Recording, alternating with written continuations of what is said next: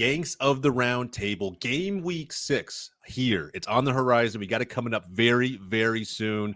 And look, we're going to preview and predict how we think these matches will go. But before we get there, we're also going to check in on how game week 5 went for the lads. And when I say the lads, I'm referring to who you see on your screen. We got Barca Boy 103. We got Maxi Gaming. Austin could not be with us today, but that's okay. He's not immune to what we're about to kind of check in on and how we did last week. We'll talk about it. It wasn't our best week, but don't judge us too harshly. At the end of the day, if you haven't done so already, or if you're brand new to the channel, like the video down below, subscribe. We discuss, preview, and predict Premier League matches every single week here on the Goals TV channel. All right, lads, look, let's check in. It's not a pretty sight. It is what it is. Look, the best weeks. Oh my prediction. God. So here we go. Look, there's a lot going on the screen at the moment. There's a lot going on the screen. Hoffman and I were the only ones to get one right last week. That's pretty bad. Shout out United. I told you Sellers Park is a dungeon for them. It was not even. It was just. It was unlucky, to be honest, bro. Just It unlucky. was. It was. But I will absolutely Very unlucky. Bro, I think. Yeah, it's unlucky.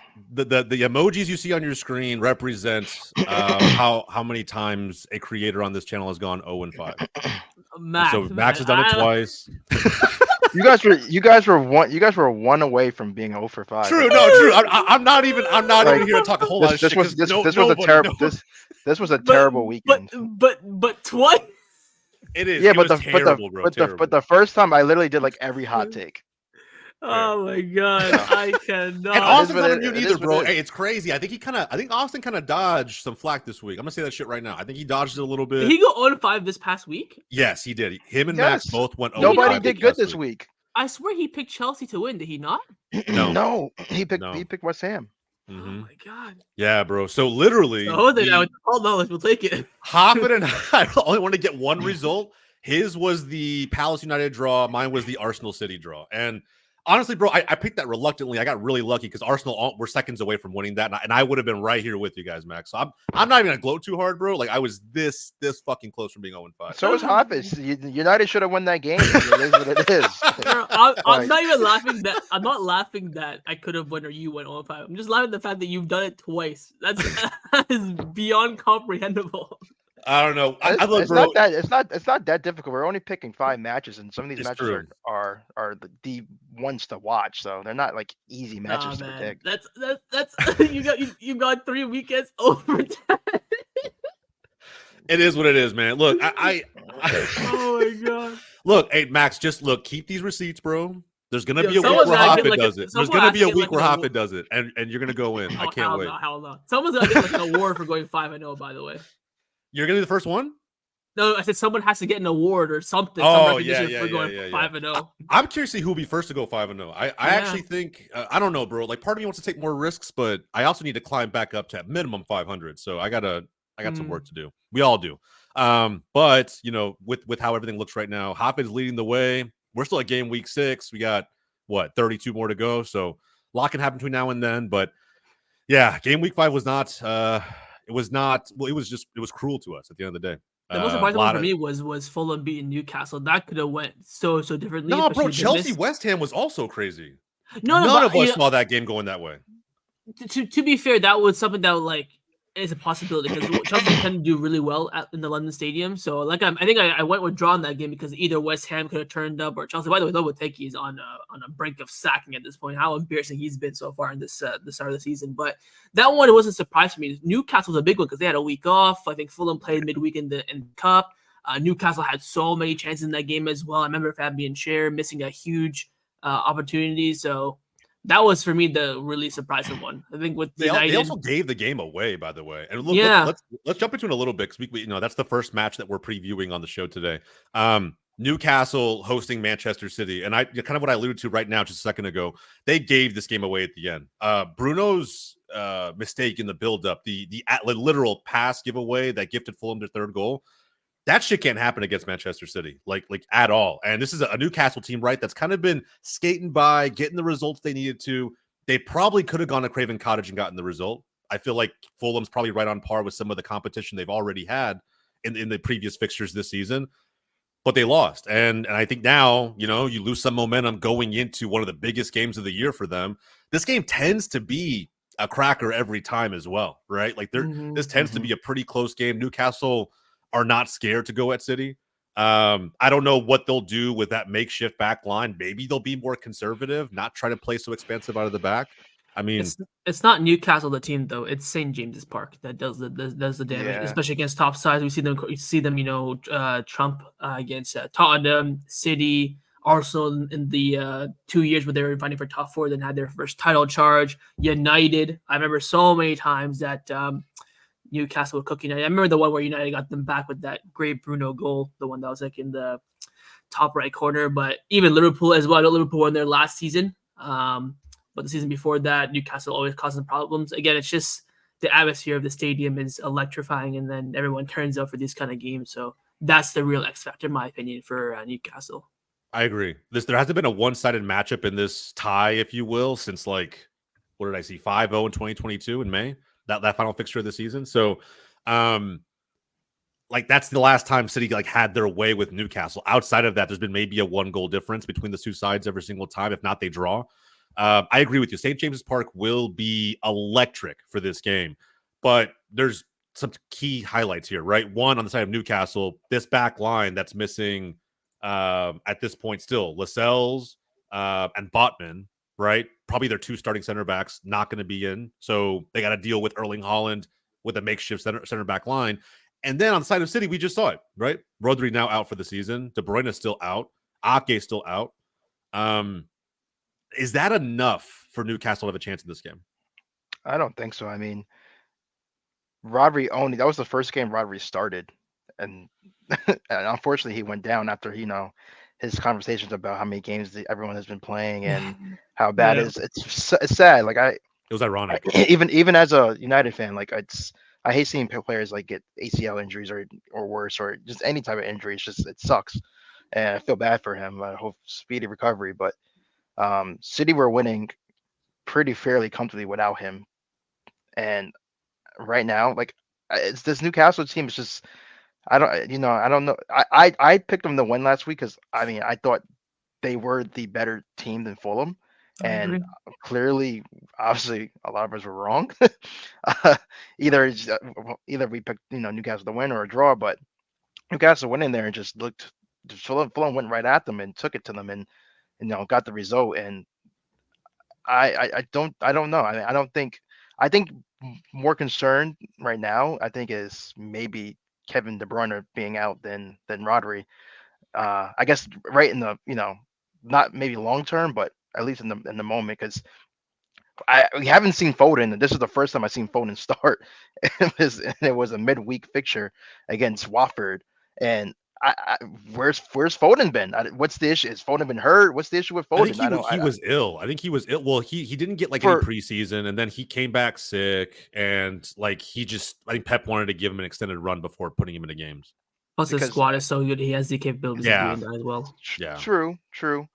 But I think Kevin De Bruyne was also kind of missed in that game against Arsenal. I feel it was a little bit sluggish in the mid. Without KDB or even a playmaker like Foden, but I think City's gonna. I don't see City having an issue even at St. James Park in this fixture. I think Newcastle's struggling right now. Their back line is a little bit weak. I think City still can take this game. I think it depends on what version of the midfield we get from City. I think Rodri didn't start in those games, right, that you talked about, but those games were also decently close between City and their opponent. Even against West Ham, it was a 3-1. Brentford, it was a 2-1. And that's with Erling Haaland scoring 10 goals in the first 5 games that it was, right? If he doesn't keep that form at St. James's Park for whatever reason, then you have to kind of ask yourself, how long can Newcastle keep this a game? For me, I think it comes down to the midfield. It's going to be who? Kovacic and Gundogan probably starting, right? And Gundo. Yeah. Gundo looks like he's lost a step, in my opinion. The Barcelona masterclass is going under the radar. I love Gundo. He just looks a little bit slower, not just with how he plays in the midfield, but even with his finishing. I feel like he's just missing some opportunities that I feel like in past years, even in that last season he had at City before coming to Barcelona, that he would have buried easily.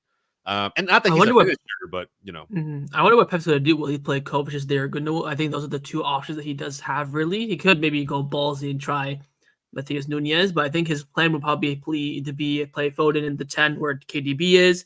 Maybe on the right side in the interior, he can go with either Gundogan and then Kovacic, maybe Bernardo and Gundo. But that's going to be the real question mark for Pep. But I think for Newcastle to win this game, they have to do what they always do when they beat these teams at St. James's Park, and that's score in the first 10 to 20 minutes. Get that early goal, get the fans riled up. I see so many players do interviews and talk about St. James's Park, about how difficult it is when it's so loud. You can't even communicate with your teammates and blah blah blah. It's one of the true real atmospheres in England. You talk about Anfield, they just sing at the beginning, then that's it. Unless it's a big game, they'll be pretty quiet. Same with United as well. Once the team gets riled up for a big game, they're not going to really do much. Newcastle's going to be there the whole entire time. So yeah, it'll be an interesting one. They are coming off the back of the loss. City are dropped their points for the first time. It's an early Saturday game as well. It has the making of a Newcastle upset, I think. Yeah, I think so too. And when I say the midfield, by the way, like for Newcastle, I think just to back what Hafez said right now, they have to set the tone, the pace of it all. Joel Linton, Guimaraes, and I don't know if it's going to be Willock. I think Tonali might end up getting the start against City. We'll find out. But whoever it is, whoever's that third midfielder, has to just match the pace of Joel Linton and Bruno and set the tone. Be super physical early on, play at a very high pace early on, and like Hafez said, see if you can snatch that goal. And sort of deflate City as early in the game as possible. So not that it'll work, right? But at least they did it last time, remember? And then De Bruyne came back and he scored two goals in the last minutes. So take advantage of the fact that Rodri and De Bruyne are not playing in this game and try to set the tone early. And if that backfires and City score on the break, it is what it is. But I think it's a calculated risk Newcastle can take. But you think about the weak defense of Newcastle. You think about Savinho on the right, Doku on the left. How much damage they could do against top teams like Arsenal, Liverpool, Villa. Whatever. It's going to be wingers like that are always going to be a bit more conservative with their play. But against a team like Newcastle, where the play is going to be more open, especially their weakness in behind as well, they could have a field day if Pep really gives them the freedom to express themselves. So that could be. I think that would be a big factor alongside who plays in the pivot for City. Yeah. I don't know if we'll give him the freedom, man. I'll be honest. There's nothing been wrong with Savio up to this point. It's just not what I thought it was going to be. I think he's been pretty good.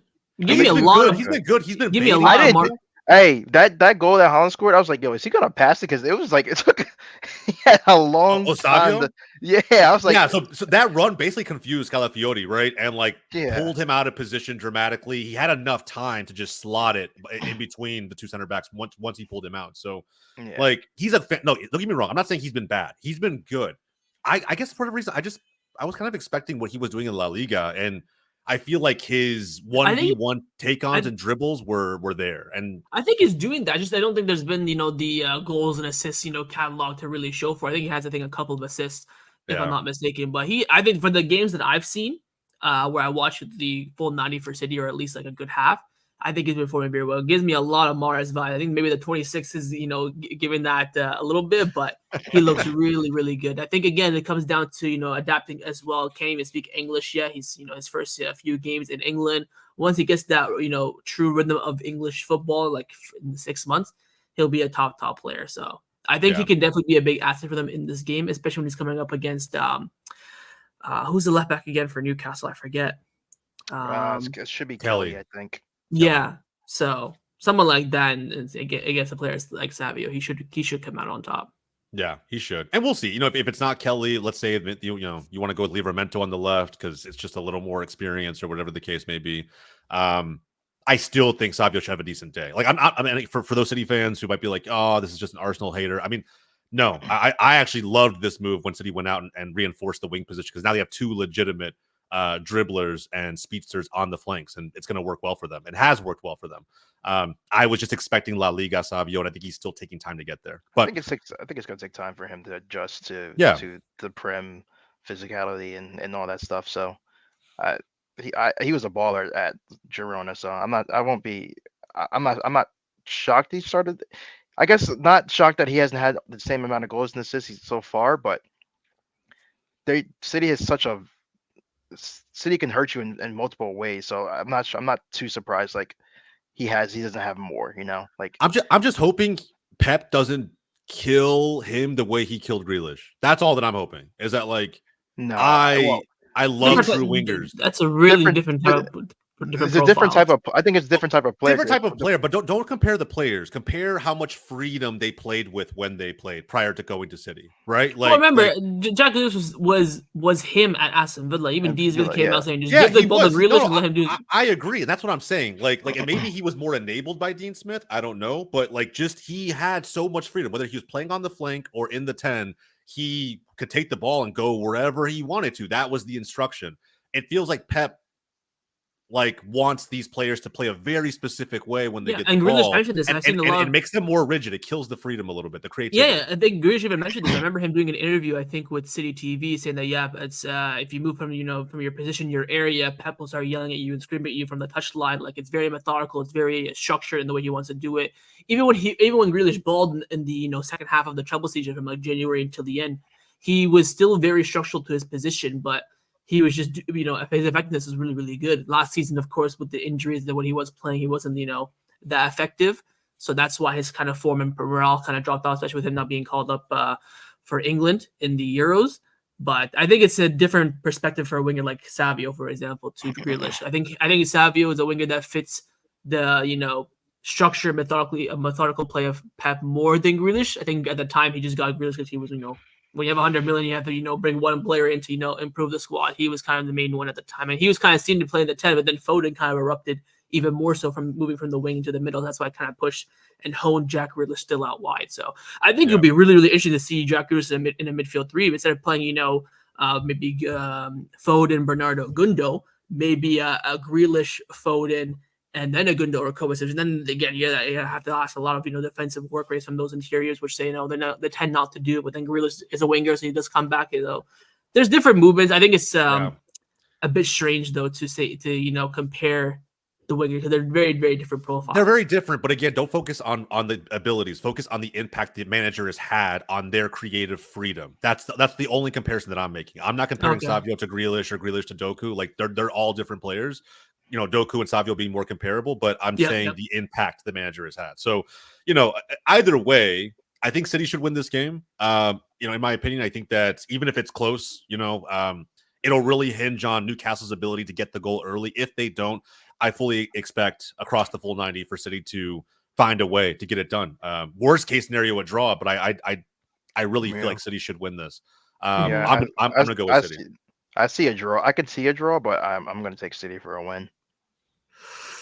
I'm gonna go with the draw. If he gets look, this is how it's gonna go, bro. Because Hoppen went last. It's gonna be they're gonna score early. Hoppen's gonna get hyped as shit in the group chat, and then either get proven right, which Max and I will have to deal with, take the L, or get brought down back to earth. We will be there. I'm gonna go with a draw. I just feel like all right. Newcastle can always turn up against the top team. I think last season City got away with a little bit with the long-haired De Bruyne coming back and saving them. So I think this time might be a bit more difficult. They're coming off the back of a difficult draw against Arsenal as well, playing midweek. I don't see Newcastle winning this game. Yeah, I agree. I can confidently say that, but I think I end up taking a draw just based on momentum and how things have gone recently. Yeah, give me a replay. In all honesty, of the 3-3 that we saw in 2022. That's what I want. I want to see just a ton of goals, a banger back and forth. You think Newcastle's going to win it? The City steals it at the end, gets the draw. That would be awesome. But I just feel like City's going to win this. We'll see. We got our picks in. We'll see. All right, let's move on. Chelsea hosting Brighton. This one, oh man, there's a really just what Chelsea's going to show up, man. That's the only thing. I don't know. This one is, you got what we've been saying that for the last few weeks, but Chelsea's in freaking. Chelsea's been apart from that Crystal Palace draw, they've been all right. They progressed, I feel like, a little bit, but it's still, I don't know. The jury to me is still a little bit out. Like for those Chelsea fans who are singing "We're back," you're not back. Like you're it's comma. Yeah, relax. But I don't know. I think they are getting better. Jadon Sancho looks to me like he will prove to be one of the more effective signings for them so far. Nico Jackson, man. Got to have a conversation about that, dude. Hey, quickly just got a hat trick today, so I mean, there is a little bit of something. You see, guys, how Maresca laid out his front four and how he sees the positioning. That was very interesting for me. So he said that Jadon Sancho and Mudryk are the left wingers, and then Nkunku, Jackson are the strikers. Palmer and Felix at the 2 for the 10, and then Madueke and Neto at the 2 for the right. That's how he sees it, but of course they can always chop and change, and they can all play in different areas. I first thought, oh, Guayu, nice decision this summer, but then I kind of moved on for that. But I think it's interesting to see that he sees Joao Felix as a 10, because that's something that I really would have liked to have seen last season at Barcelona. I kind of see that too. Like he's not yeah. not an out and out striker. He's not a He's winger. He's not a winger. I mean, he's more of a shadow striker. So I don't played a lot like inside forward last season for Barcelona. Was never a pure winger for us. So yeah, I thought it was pretty cool that he kind of laid that out and gave the credit to Chelsea fans, also football fans as well. But on this game, I mean, Brighton haven't been that great in their past few games though. I don't think I think they're winless in their last 2, if I'm not mistaken. You guys see Hertzler get red carded? Yeah. Oh, he's suspended for this game? I think so. Yeah, it was a direct red. I don't know what he said to the ref. Apparently, it was just some sign of disrespect. I don't know what he actually did. But it was at the time that Nuno and was it Gibbs White that got red carded? Yeah. So that sending off happened. I just don't know what Hertzler did or said that in that moment when 2 red cards of the opposition are happening, you would also earn a red card. I don't know. It seemed very something weird. It was very weird. Yeah. I don't know. Brighton to me is still Brighton. Like they still haven't lost. First and foremost, they've played some decent opposition so far. The 3 draws are the last 3 games in the Premier League as well: Ipswich, Arsenal, and Nottingham Forest. So they haven't won in a minute. Yeah, I mean, the Forest game did surprise me. Like it did, especially at home for sure. Yeah, it was interesting. Danny Welbeck's goal was a cracker though. Our Forest picks is looking really ass right now. Bro, I'm telling you, man. Like anyone, and this goes for like even Jack as far as last season, like just absolutely dunking on Nuno Espirito Santo. When in reality, I don't know. Maybe there's a little bit of a masterclass coming here. I'm not sure. I'm more curious on who the third team's going to get. Which third team will be relegated now. Because we know that Ipswich and Southampton are going down, but that third team's going to be a cracking battle and a half. Bro, I'll be honest, man. Like, don't say it. It's not going to be them. It's not going to be them. One, Master is going to keep them up. Don't say it. Ipswich might stay up. 2, the only way Everton stay up. I'm sorry. Like the only way. Don't say it. Don't say it. Don't say it. Is a managerial change, bro. It's the only way it happens. I'm telling you. Got them cooking now. Don't worry. If Potter comes in. Or if it's and that game also cooked me too because Everton was winning the whole game and just like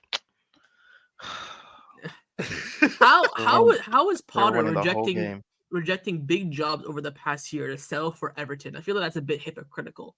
I think he knows his place, bro. I mean, that is his place. I agree, but he had better offers beforehand than now he's going to take the Everton job. I think Chelsea fucked him up mentally. I really do.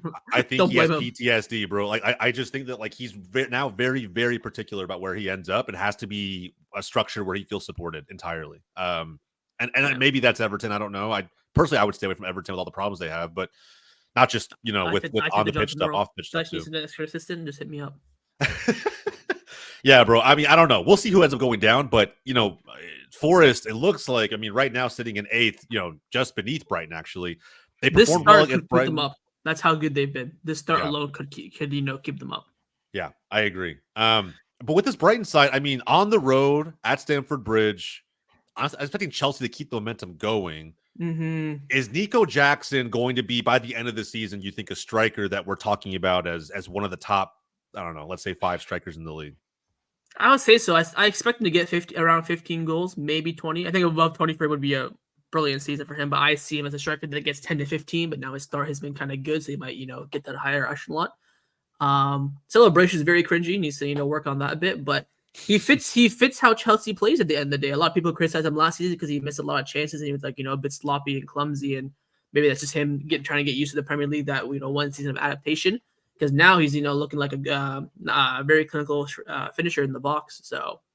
I think what we said about him on this show, by the way, like I see a lot of Chelsea YouTubers right now saying that everybody who was all these rival fans talking shit about Nico need to apologize, for what he's doing right now. And I feel like, I don't know about you guys, but on my timeline, I think Chelsea fans were the ones shitting on him the most. Chelsea fans were the ones shitting on the most. Yeah, I didn't even have an opinion on the guy. I mean, he wasn't a great finisher, but he was always a good footballer. At Villarreal, he was a baller. Listen, I wanted him at United after watching him at Villarreal. I was like, yo, this kid's a fucking baller, man. He was a Mhm. baller.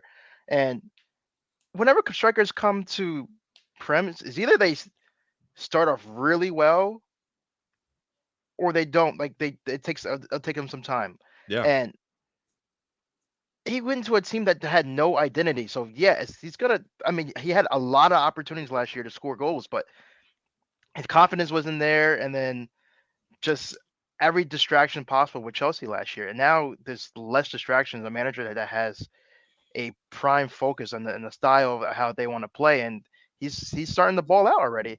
And I mean, I agree with Hoffman. Like, I expect him to at least score 15 goals. I mean, you, this is his second year, and the team's already looking better.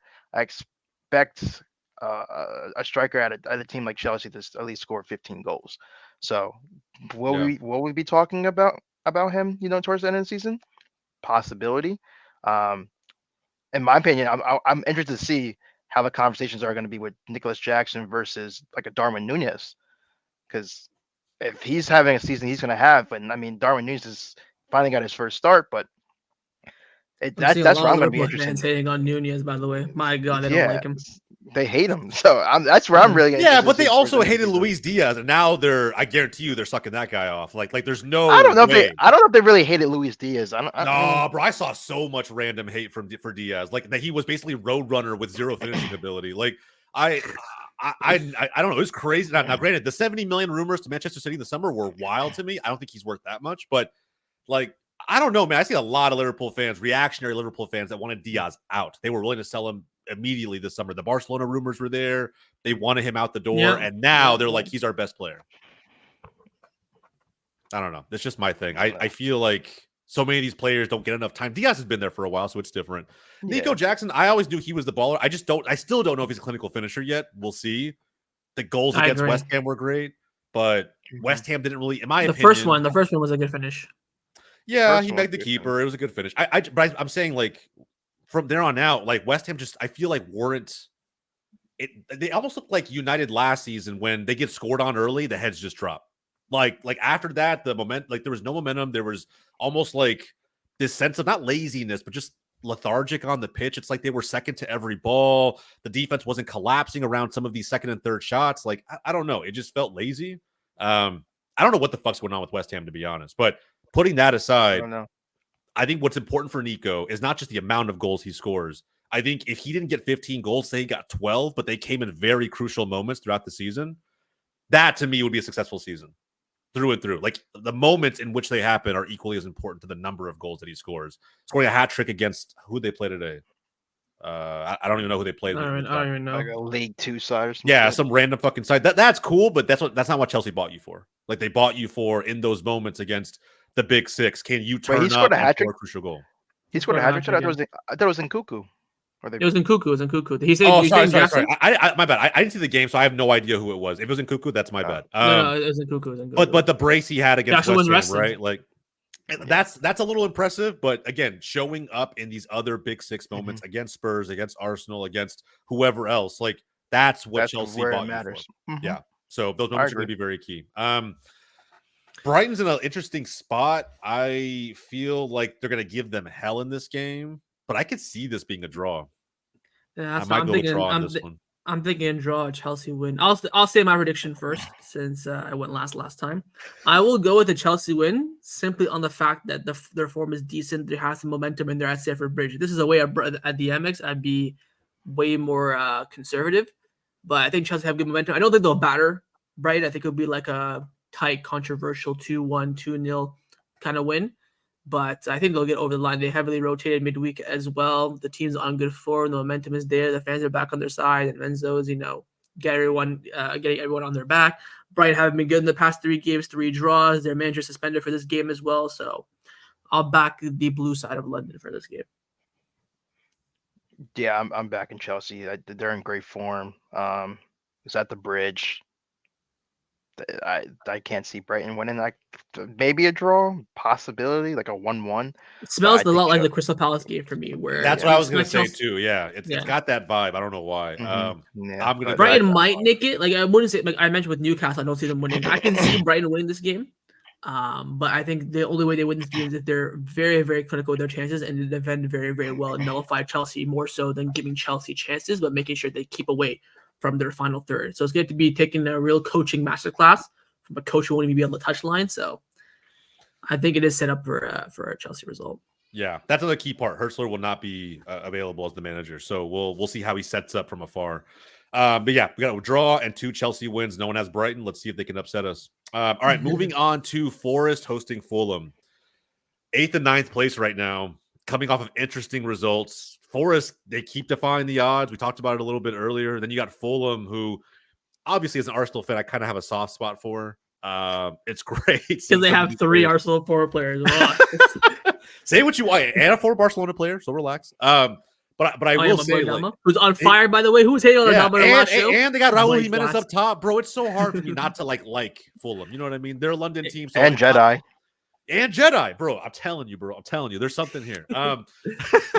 But anyway, putting the 3-1 win over Newcastle aside this weekend, I think it's going to be a very close game. To me, this is a game that Forest proves their viability in this league. This is I will say a mid-table finish. Gibbs White's not going to be available. He's been a very key piece. Yeah, the captain. Forest. Sometimes he gets on my nerves the way he plays, though. Like, he's such a glory hunter in so many ways. He's like a fucking mercenary, bro. You know what I mean? Forest paid $50 million for him. What the fuck is, stats are just nuts, man. Yeah, I don't know. He's like a good player on paper. I just feel like sometimes he puts his team in awkward positions because of himself, because of his I guess maybe ego. I'm not really sure, but either way, he's slightly overrated in my opinion. I think there is a path to Forest making this game still very competitive without him. But it's still a tough one to call, man. Like, let me see. How's Fulham's road form been? That's what I want to know. Look at the points as well. Look at they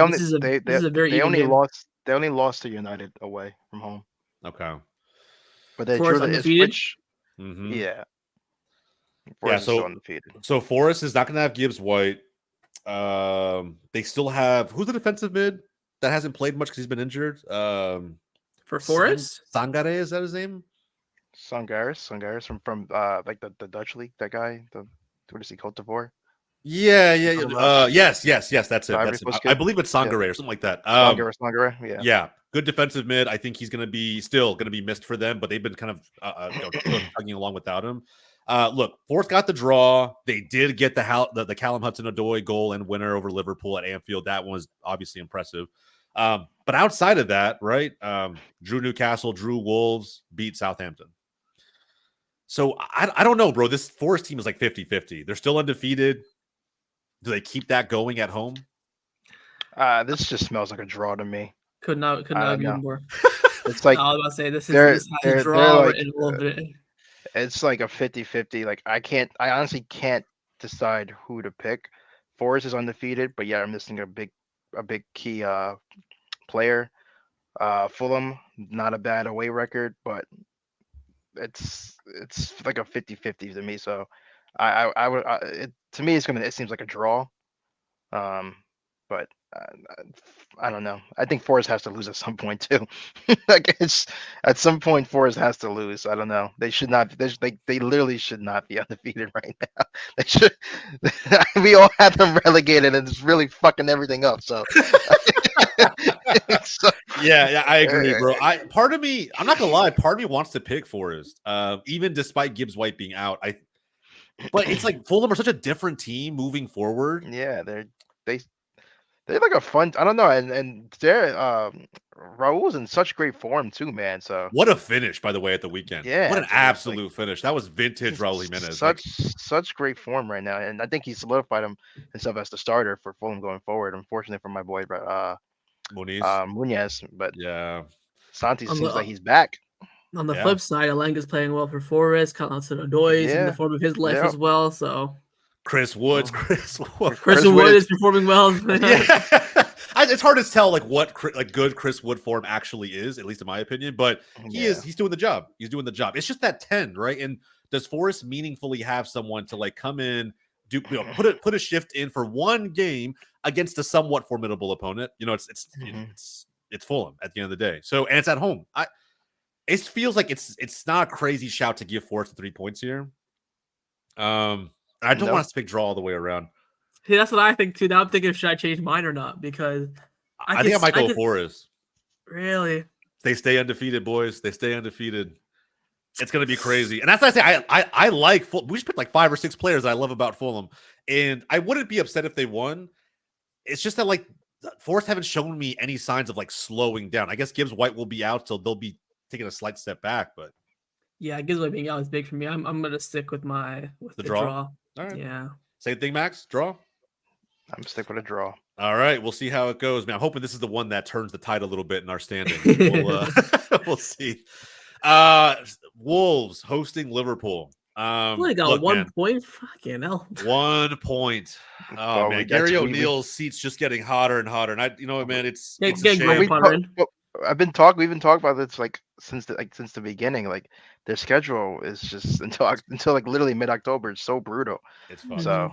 They have to know that. They have to know that. They had to have known that going into the season. I like to think that they extended the leash a little bit with Gary O'Neill because what manager is going to take this Wolves team and get more, maybe a little bit more than what they've gotten up to this point, but not by much. Like maybe they have their first 3 points, but I doubt it. It's been tough, bro. It's been very tough. The one draw came against Forest, right? And Forest did take down Liverpool. So I mean, maybe there's some hope there. It's not at Anfield. It's at Molineux. Maybe there's something there that they can kind of conjure up for this game, but it's going to be tough sledding. I think against Villa, they had spells where they looked decent. I did watch that game. By the way, Duran's market value just continues to go up week over week. Yeah, like, it's funny. It's so funny that United literally the scouts valued him like as a potential striker for United, and then they said no, he's not worth the price of $5 million. As well. Not just Julian, I think Erling Haaland as well. They rejected. United rejected Julian, Duran. It's crazy. Remember when Caicedo was in South America? Remember when Solskjaer found him in Norway? Yeah, that's because United didn't want to give the release clause. Raiola wanted the release clause. That's why they went to Dortmund instead. That was not based on still scouts doing the job and like finding talent. Remember Caicedo for like $3 million? They bought all that. They bought all the Alvarez. They bought now Duran. So I guess the scouting department is decent, but their decision making. Just don't trust it. Decision making was just dreadful. Yeah, is what it is. But I think with this game, man, like what's going to be the lifeline for Wolves, right? Who needs to kind of put in the biggest shift that they put in all season long to give Arne Slot's men their second loss of the season? Because it's going to be insane, I think. If the only way they win this game is park the bus counterattack. There's no real factor that's going to help.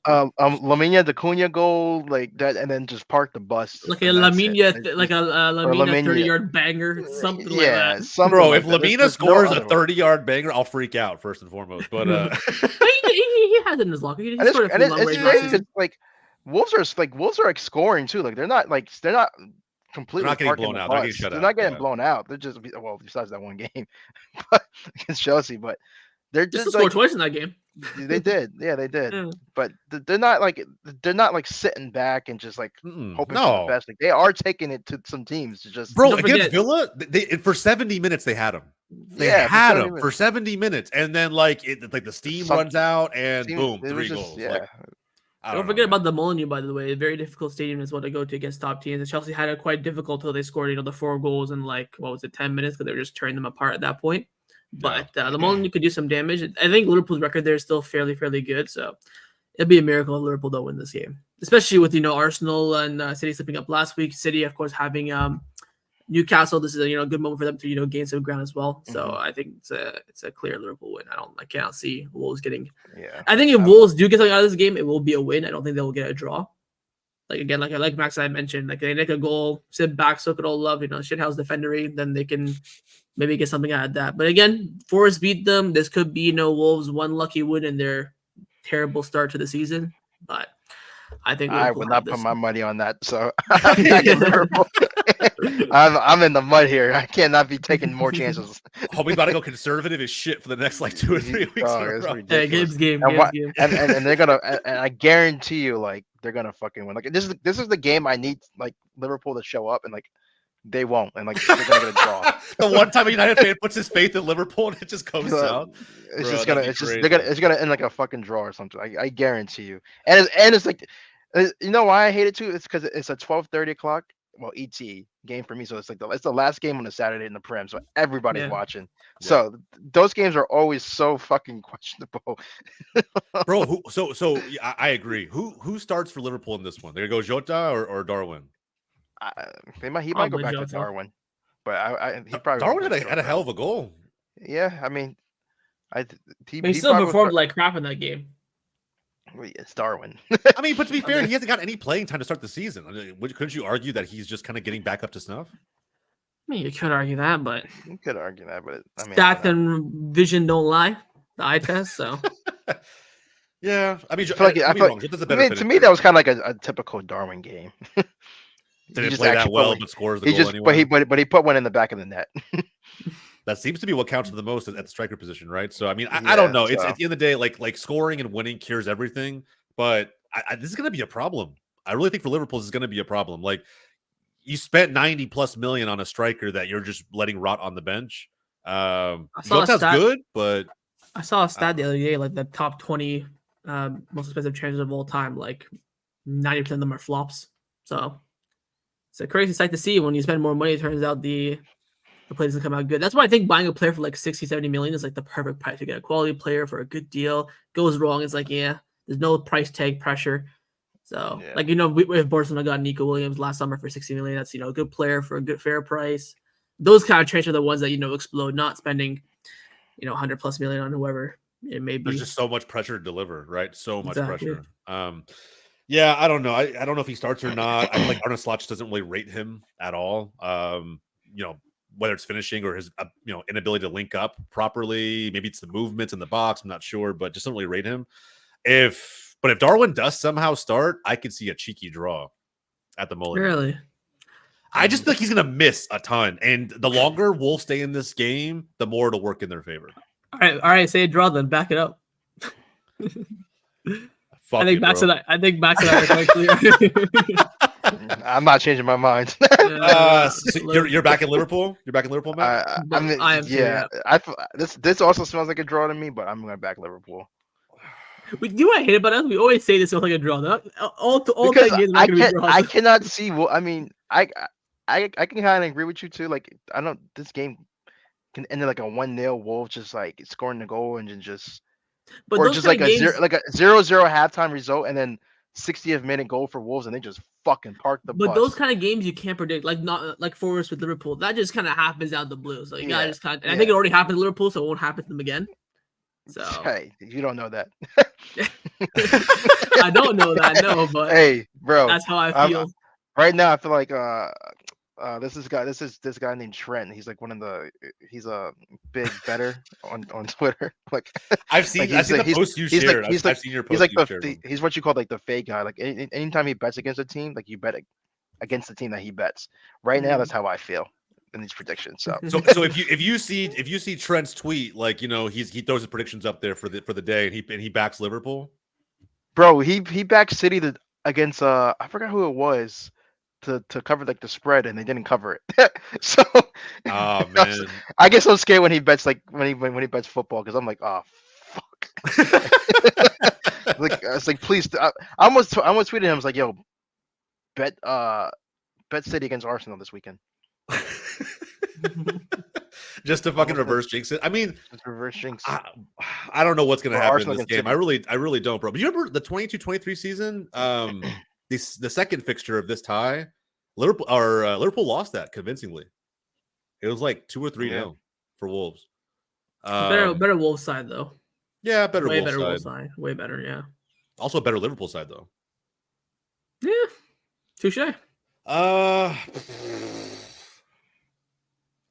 many draws do I have already? Yeah, I can't go yet. No, I have. Chelsea Brighton. That's what it was. Chelsea Brighton. Oh, okay. You can go 2 draws. I went 3 draws last week. So you can do whatever you feel.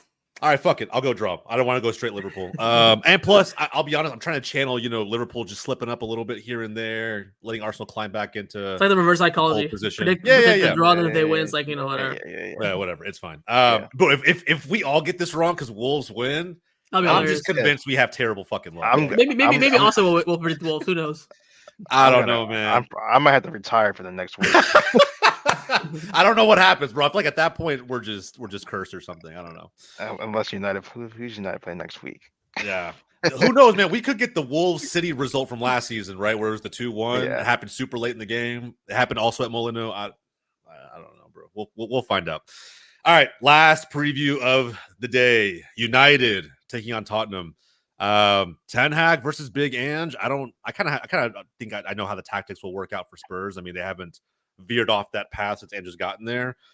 It sometimes works for them. I think this is probably one of those times where it doesn't. Just based on how United played against Palace, but equally United have to finish these chances off. Otherwise, I mean, the longer Spurs stay in this, I mean, I think it's just going to easily kind of start to play into their favor. With this game, Max, I have a question for you because to me, I counted these moments against Palace. I think it was in the second half. There were a moment where Bruno lost possession. Don't get me started with Bruno. Was it 4 times in like a minute, 2 minutes? Like you literally gave the ball away. You won it back. He gave it away again. You won it back. He gave it away again, and then you guys won it back. And that final fourth pass, I think he finally got it off. Yeah. What the hell is going on with Bruno? I don't know what's going on with Bruno. And I love how the people on Twitter, the statisticians, Bruno has like the most chances in the last 3 years, like whatever the number is. But like, if you guys actually watch the game, and don't get me wrong, like I will always defend Bruno, and I love Bruno, but I gotta critique him when I can. He gives away the most simplest passes I've ever seen in my life. Like, he makes the most difficult passes, but the most simple passes are the ones that he always misses. And a lot of the times, like, and we all have critique Rashford too, but Rashford, when he's actually onside and he has the path to get in behind, Bruno never hits him on the simplest passes every single time. I don't understand why. I don't know if it's something mental for him, but we played really well against Palace. Like, we should have won that game at least like 3-4-0. Like, that was the best I've ever seen us play. And when we took up Xerxes, kind of the game, the momentum kind of shifted, and Crystal Palace took advantage of that and started to go at us. Beautiful double save by Onana, but Bruno, I don't know. I don't understand. Sometimes, like, Bruno just gets into these phases where his passing is just, or his decision making is just so poor, and it just really affects the team. And this is when I need Ten Hag to actually take him off, because he's doing more harm than good. But he's very much a high risk, low he is. Like, when I've been analyzing Barcelona games over the past few years, like, our wingers are the ones that tend to lose the ball the most. For example, Lamine Yamal this past weekend against Villarreal, he lost the ball about 13 times, which for a winger, you expect him to lose the ball about 8 to 20-ish. Even Messi in his last season, he'd lose the ball maybe about 10, 12, 13 times. Bruno lost the ball 34 times against Crystal Palace. Like, that is you're playing Central. And if we're playing ridiculous. And if we're playing against a much tougher side, with no end product. If you got like an assist or a goal, you can, like, you know what, he risked it for the biscuits, whatever. But like, nothing. And this is where Ten Hag, like you mentioned, just say, okay, maybe in these kind of tighter games, let's put in a low risk or Eriksen or a Mason pull Mount. him off, adapt, realize that he's not getting the job done, and like, push Eriksen up, get someone else in behind to play the double pivot with Mainu, and like, keep it going, because Eriksen he protects the ball more. Like, it's just I don't know. Is Mason Mount going to be back for this game? No.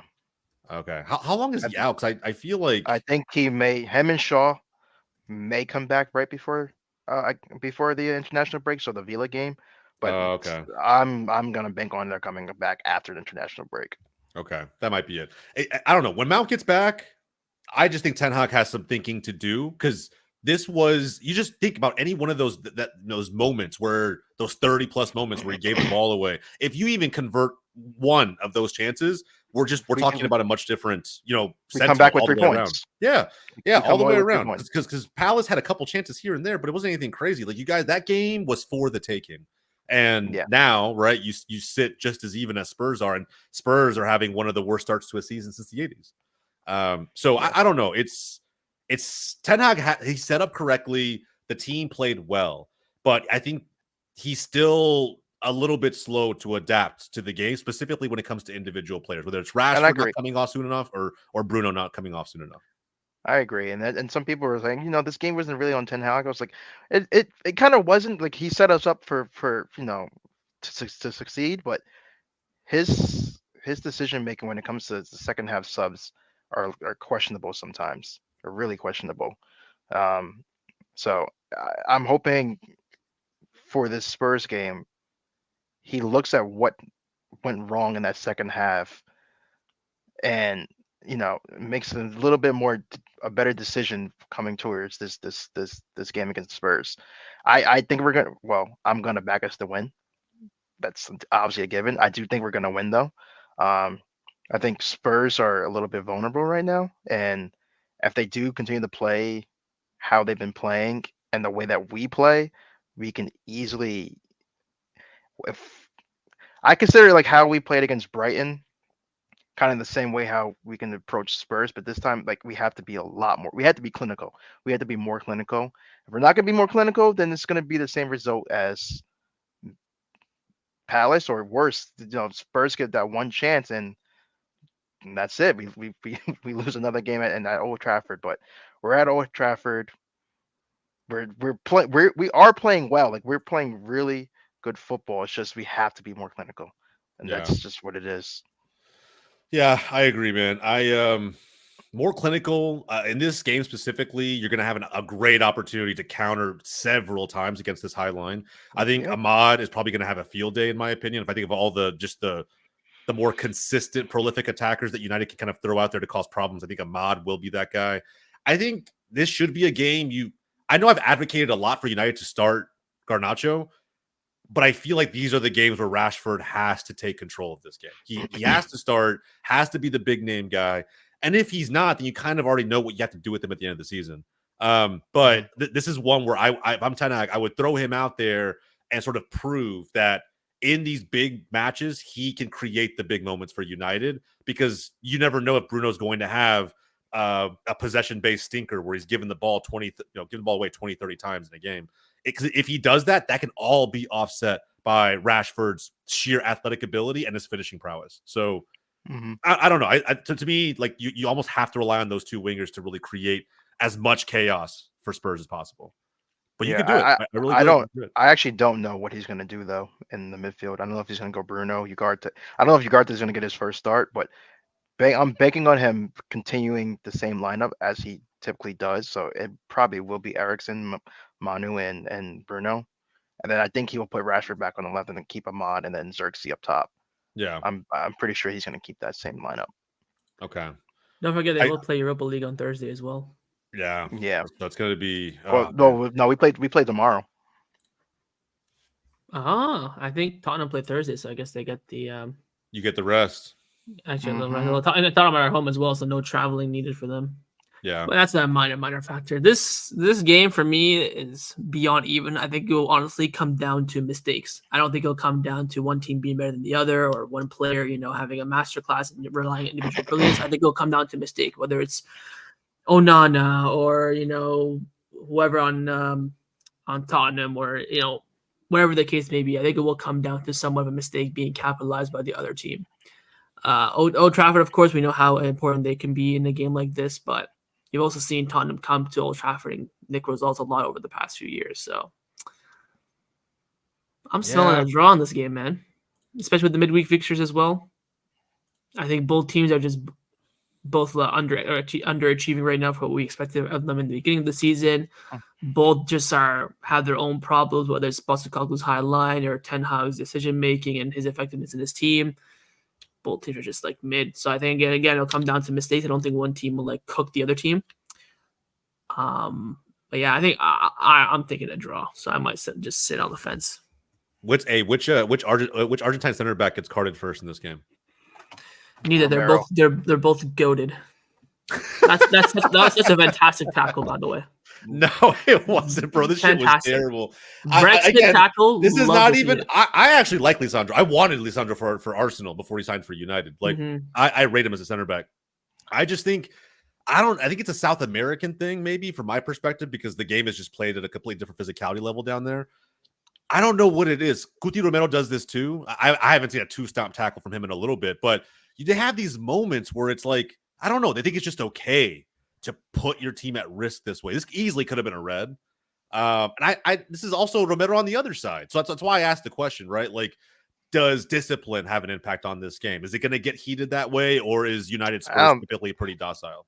I don't think it's gonna get heated. No, we don't typically get heated. There's no real rivalry. Both teams are unless- good, like back in the day when they were fighting for top 4, maybe, but they're both just they had the same record, same amount of points. It's just been kind of mid from both of them. Yeah, fair enough. Okay, so let's make our picks. We know Max is going United. I've gone draw. I don't want to pick Spurs at all. Oh, you should go Spurs. You should go Spurs. That way. No, I'm not. I can't, bro. I can't pick Spurs. Like the best case scenario is I pick draw. This is so fucking difficult. Back the home team. Come on. It is Old Trafford. I mean, it probably is going to be United. It's just, what if I get fucked again, bro? I like just like this past weekend, right? Like, but I've got a draw. So if you want to overtake me this week, you gotta go United. That way, if they win, you get the points. And you go. Don't try and bait me, bro. Don't try and bait me into these picks. This man's gaslighting me on the show right now. It's crazy. I'm gonna go. Game. All right, Max, your team better not fucking let me down, bro. I'm gonna go United. Have the finishing boots on. Bruno, get your head out of your ass. And Rashford, you have something to prove, bro. Like, in all honesty, you guys should win the game. You are the better team. Spurs are ass. I thought they were going to be better. They haven't adapted to the Premier League at all, at least not from a managerial perspective. I mean, and they're shite. So I'll back United. I kind of think it might be a draw, but I'm going to go with the home team in this one. Before we move on to quickfire predictions and conclude the episode, though, I actually did want to. I don't know if you guys saw this. I saw it today. Let me actually pull this up. I don't know how much truth there is to this, but apparently Varane's like considering retirement. Yeah, I saw. Yeah, I saw that. Yeah, sad. It is sad, man. Very sad. It's kind of crazy. I don't know how bad the injury was. Did you guys see that? No, I didn't see it. Was there a clip of the injury? I think it was like in preseason. No, I have no idea. Like I haven't kept up with Cuomo. I have no idea what's going on. I think it was his debut. He came on for and then he didn't survive. I think it was the very first game. Yeah, his first in preseason for Como, he came on to make his debut, and I think he got subbed off 10 minutes later, and he was like crying on the bench. That's crazy. At 31, bro, like I did not have Varane and Pepe retiring in the same year on my bingo card. You know what I mean? Like I don't know. It's just it's a really weird. I didn't have Chesney coming to sideboard, so I'm after retirement. But you know what? 2024 is wild, bro. I didn't have Vinny winning the Ballon d'Or, but you know, here we may be kind of realizing that that reality coming true. So I don't know. It just to me was kind of sad. As much as I like to troll, former Real Madrid players or a United player. Varane was a hell of a fucking defender, and it's sad that that it might end this early for him. But we'll see. Anyway, guys. That is our preview portion of today. I think, with quickfire predictions, something that I think we should first, we brought this up in the group chat, but I wanted to bring it up lightly before we do quickfire predictions, because Mudryk and Chelsea, we talked about him a little bit, right? Him being kind of like the talk of the town. Do you guys think at some point, and let us know in the comments down below if you want this to be a completely separate video, but this idea around like comparing Mudryk versus Antony, and who's the bigger flop? Is it too early to tell? Is Antony going to be giving a loan deal to kind of get his form back and come back? Will Mudryk get the same thing? I don't know. Both at roughly the same price tag. Do you guys feel like that's its own unique video, or can we have a little bit of that conversation right now? That's just a fat debate to have. I think it's so close that you can't make a decision like that in a few minutes. What's your gut instinct, just based off what you know? I'm just kind of curious, and we will probably have this longer debate, because I think you can really make a strong case for either one. I would probably say that Mudryk has been the more flop, just because Anthony's played more. a bit more. Like that's all I'm really going off of. He's been used more. Where Mudryk was injured for a bit, then couldn't find his form, then was benched, came in, scored that crossing goal was against Arsenal, then went back to the bench. Then Chelsea signed about 5 wingers, and he's never made it back in. Listen, Anthony, he's always had the trust of the manager, so he's played his fidget spinning move, and then got benched later on since Ahmad started performing well. So let's hear from the United fan, because I'm curious. Like, some United fans absolutely hate Anthony. Max, are you like in that boat, or do you give him benefit of the doubt? No, I give him the benefit of the doubt. I mean, it's never easy coming to United, man. Especially when you have such a high price tag, when you weren't even actually technically valued at that price tag. It's just stupidity from a board perspective. But yeah, it's tough. I mean, it's tough. I mean, and now he's kind of lost his, because he was playing a lot more later on into going into last season. Just also bear to injuries, but going from that to being on the bench and not even playing most games now, it's tough. But I still think it was Mudryk that's more of a flop. I think Anthony has contributed a lot more to United than Mudryk has done for Chelsea. But that's true. It's a debate. I mean, it's a close debate, but I think it's also depends on what we consider a flop. Is it like 2 years, 3 years? Is it? Yes, I was gonna say that too. It almost depends on who like, leaves first. Like who gets given up on first. You know what I mean? It depends on, like, because I even if they go on a 6 months loan, I feel like that's, and they come back. It depends if they stay with the club. Like it depends to me. Yeah. Like if Anthony would leave in January to go on a loan, and same thing with Mudryk, and they come back and now one of them or both of them are both gone from the club, then that's another. Then we have that debate. But it's close. Yeah. But I think Anthony has done more than Mudryk, at least. Probably. It's not that Mudryk hasn't been given chances either. He's definitely been given opportunities. And it's not like Anthony has done a shit ton more. It's just it's close. More is more. More is more. I agree. I don't know. Like, to me, we could have this longer debate. If you guys have any opinions on that in the comments, let us know down below. But look, let's get to quickfire predictions, and then we'll get out of here. All right, guys. Arsenal hosting Leicester City. I will say, I think my quickfire predictions have been like a 75%. He's like, you know what, man? I should go to the first 5 like quick as shit. Yeah, like I'm dead ass. Like I picked that Southampton Ipswich draw, and I was like, this is fucking bullshit, man. Everyone said draw for that though. Yeah, but we were all right. Funny that differs so much with Max. It's funny. It's so crazy. Yeah, this one's easy though, right? I mean, for the most part. I'll go 2-1 Leicester just for the memes. Yeah, fine. You want to be that? Yeah, because it doesn't count for his record. We should factor this into the fucking prediction standings. Really, that bowl. That's crazy. 2-1 Leicester. Jamie Vardy braced, and then some weird celebration. That'd be crazy if he could do it. Erling Haaland could not. Yeah, I think we realistically ball back Arsenal. Brentford versus West Ham. Interesting game with where West Ham is right now. Give me Brentford. West Ham are just total laugh. I don't even know how Todibo's not even starting for them yet. I did Mbomo, 47 goal contributions in 100 Premier League matches with Brentford. That's insane. He's got to get signed by somebody at some point. I really wanted him in Arsenal, man. You know what? Someone said that if he had fucking dreads, he would have get signed. That's kind of true. That's kind of true. I back Brentford this one too. West Ham, bro, they were my surprise team. Actually, no. Surprise team. They were my surprise team. No, once they get the, I gotta go with the agenda. I gotta go with the agenda. West Ham. All right, fair enough. I have to. They gotta get going at some point. But look, you were on fraud watch, my man. Figure this shit out, or you're gonna be out faster than any other manager in the Prem. It's crazy. I wanted to say his record in the Prem wasn't all that. So it wasn't, but he got given so many tools with West Ham, and maybe a little bit. This is West Ham. They've had some previous signings that haven't worked out that well for them. But to be fair, a little bit defense for West Ham. Their start has been pretty difficult. They face a lot of the top teams so far. Yeah, but the issue is when they face like the lower teams and teams that are better than them, they tend to. But getting dunked on Chelsea the way you did to me opened my eyes a little bit. It's like some of this is the manager and the motivation behind the players. Like you got to get y'all's head out of y'all's asses, man. A little bit. Start Todibo, and it's a game changer. Mavropanos is starting ahead of him. Like that guy was he's also a decent center back, but yeah, he's all right. But I agree. I agree with you. Everton hosting Crystal Palace. Hey, this is your boy Dyche's 3-0. Calvert-Lewin brace. Calvert-Lewin brace is where you lost me. That's where you lost me. McNeil goal as well. McNeil goal as well. This is the dice stream on top. It starts now. It starts now. He fucked me over last weekend, man. I don't know if I'm gonna back him again. Seriously, bro. This probably has Plus, also for a draw Crystal written all Palace, over it. Chadriad is injured, so they didn't get back to form until he comes back. So. And by the way, I saw a lot of Glasner hype in the offseason. This is one of those games where he's got to put up or shut up. Like they ain't Pearson no Park more. as well. Give me Yeah, Everton all bro. day. You have to. You have to. Yeah, New investment, by the way. You know, new. Give me Everton. Acquisition with Everton. If they lose this game, I will never back them ever again until George is fired. I'm almost there already, Max. I'm literally almost there, bro. I'm gonna go with the draw, and we know how it's going. Ipswich Villa. Draw. I'm smelling a 1-0. I feel like a 1-0 Ipswich victory. Okay, y'all are just funneling hot takes because there's nothing on the fucking line for these, bro.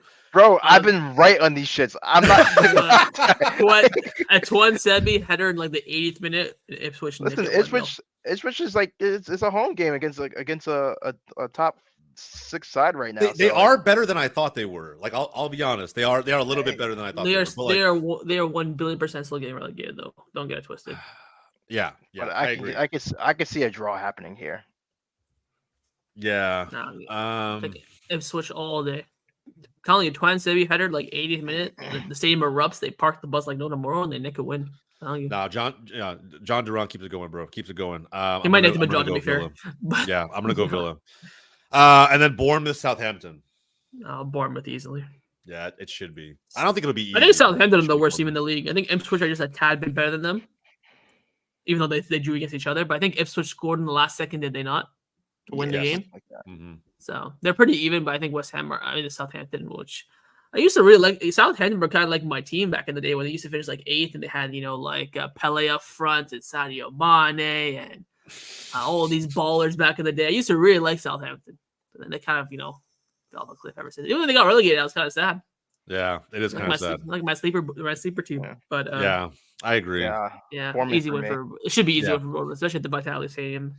I agree. It should be straightforward, but I feel like, especially this season, for whatever reason, the matches have not been very straightforward. Hence our records. You know what I'm talking about? And you came into this, I don't know, maybe through the video for some reason. Go watch the first 5 minutes. All right. That is it. Those are our previews and predictions for game week 6 in the Premier League. If you have not done so already, like the video down below, subscribe to the channel for weekly Premier League content on this channel. And from everybody here at Yanks to the Roundtable, my name's Jose. That's Hafid. That's Max. We'll catch you guys next time.